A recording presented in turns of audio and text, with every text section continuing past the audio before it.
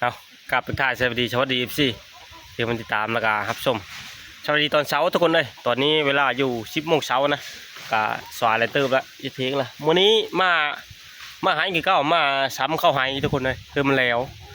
ว่าจะขึ้นป่ากันยังบ่ได้ขึ้นนะเพราะว่าเข้าน้ำกันยังบ่แล้วแต่ตัดกกจ้างเขาเจ้าแล้วก็บะทอกพุทธไม่ซอยเนี่ยเกี่ยวกลางคืนวันนั้นข้าวพายุมาเยอะไปก็ขึ้นฮอดเข้ายันเข้าจมน้ำก็เลยแล้วเขาแล้วน้ำวันยังได้ขึ้นป่ากันทุกคนเลยแต่มาช้ำเขาหายก่อนวันนี้นะคนกระตกลิ้นยิ้มยิ้มโย่เกี่ยวแล้วก็ฮุบมาเลยเขานะเขาหายนะเมื่อคืนนี่ก็เมื่ออยู่คันหนึ่งนะอันนี้มีเตรียมรถช้ำนี่กกยังเคียวอยู่เกี่ยวแล้วฮุบมาเลยนี่ทั้งลมทั้งฝนลมก็ลมแท้ลมว้านะนี่ได้เครื่องรถตัวนี้เจ็บมิดมันกะมิดงามเลยมิดมันใหญ่นิดนึงทุกคนเลยมันเป็นข้าวเหนียวได้เมียงข้าวเจ้าข้าวเหนียวนั่นข้าวนี่ชุดลายธาตุน้ำตาลมันน้อยชื่อหน้าก็ได้ทุกคนชื่อเหล้าก็ได้ทางเขาก็เวลาฮอดเดิน6นะเดิน5 เดิน 6แล้วสงกรานต์มาแล้วก็น้ำไหลเลยประมาณอยู่100 กว่าวันนะได้เกี่ยวไก่มากินเสียเดี๋ยวถ้าแม่ผู้พาเพิ่นนั้น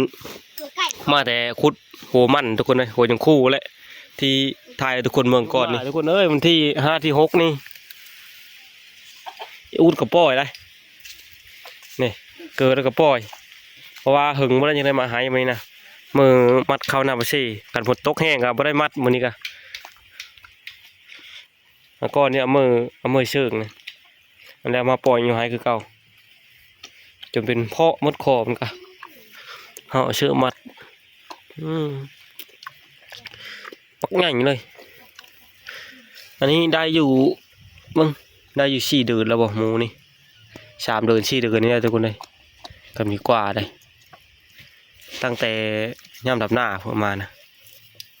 น้ำตกกาจะมาเดือน6ตัวนี้ก็เดือน11ได้5 เดือนแล้วตีนไม่ใช่ใหญ่คักขนาดตีนมันนะแท้ดูพาได้โชว์ฉี่ชอบแท้ไม่ทันฉี่ชอบป่าเทะแท้ละชีชอบบายพูซื้อมาเนี่ยตัวละ1,000ทุกคนเลย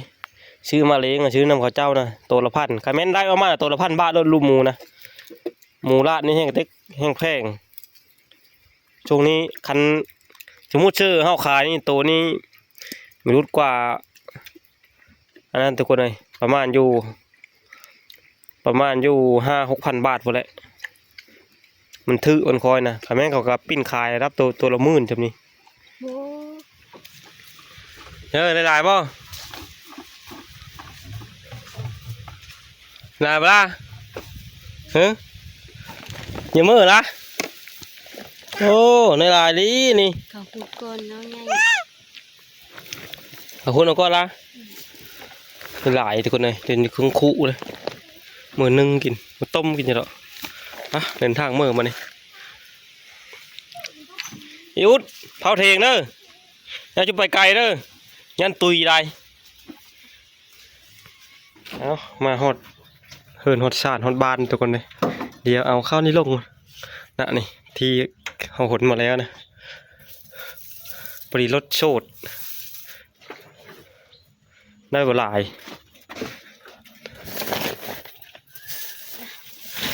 ลงก่อนดิบกับปั้นเริ่มมาแรงนี่เธอเขามาโนดเธอทุกคนเลย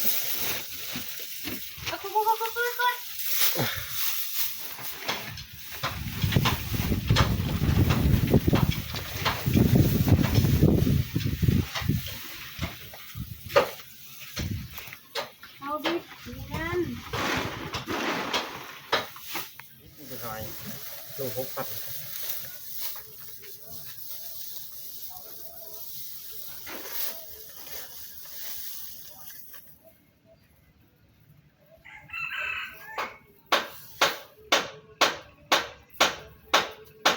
ผู้พาคนลุงผู้พา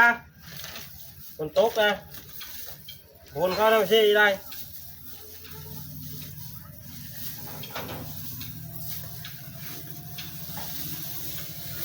เ นักไอ้โน่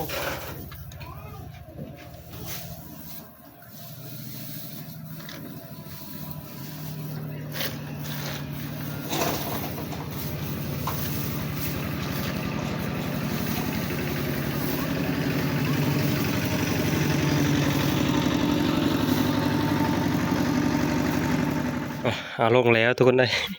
เนี่ยตัวมันห้ามันตั้งดีขนาดเฟิงนะอันนี้ตัวดิบยังเขียวอยู่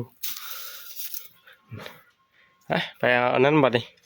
ไปเอาโต๊ะก่อนทุกคนอายุจะพาผู้โต๊ะกับมัดเข้าอยู่หน้าประเสกันได้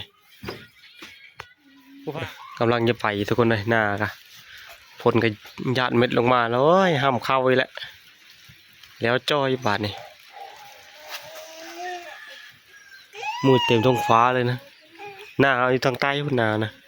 ทางใต้พุ่นแหละแต่มันสว่างเนี่ยแต่สว่างก็มืดลายไปแล้วนะข้าวเยอะวันที่5 6 8แต่อันนี้ฮอดก่อนแล้วแต่ฮอดมือมันช้ำมาฮอดหน้าที่จะมามัดแล้วทุกคนเลยนี่มัดได้หลายเติบเลยนั่นก็แล้วนะแต่ฝนตกหยาดลงมาอยู่เข้าทะเลแห้งนี่นะมีแต่ให้เอามัดเอาขึ้นไว้ต่อเพิ่งแบบนี้นี่ยังเปะอยู่ฝนห่ำแบบนี้มันจะแห้งไวแบบนี้นะการเอามัดกระแดบเว้นเดี๋ยวนี้แต่เกสบิทนั้นน่าจะแห้งน่าจะได้หดอยู่มันนี่มีแต่มัดไว้เฉยๆมันนี่นะอย่างเฮอนี่แล้วก็ฟ้านั้นเอาเขามามัดซอยผู้นึงนี่หมุดฝนเต็มท้องฟ้าโลดเบิ่งชงคือสิบ่เช้าง่ายมื้ออื่นก็คงสิบ่เช้าแล้วเบิ่งฝนนี้นะ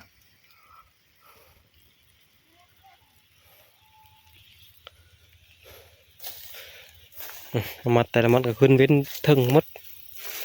ฝนตกแห้งกับวิญญาณนั่นแต่ละมัดเปะมันเขานะ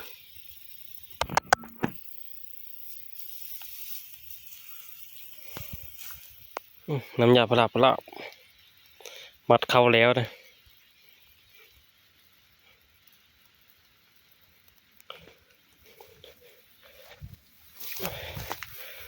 ขึ้นมาหยาอยู่นี่แหละ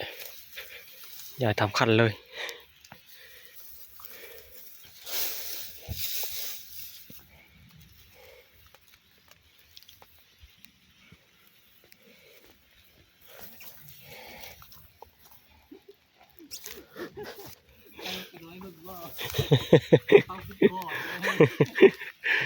ขึ้นกุ้งไม้แหละฝนตกแล้วน้ำท่วมดักของมันดิ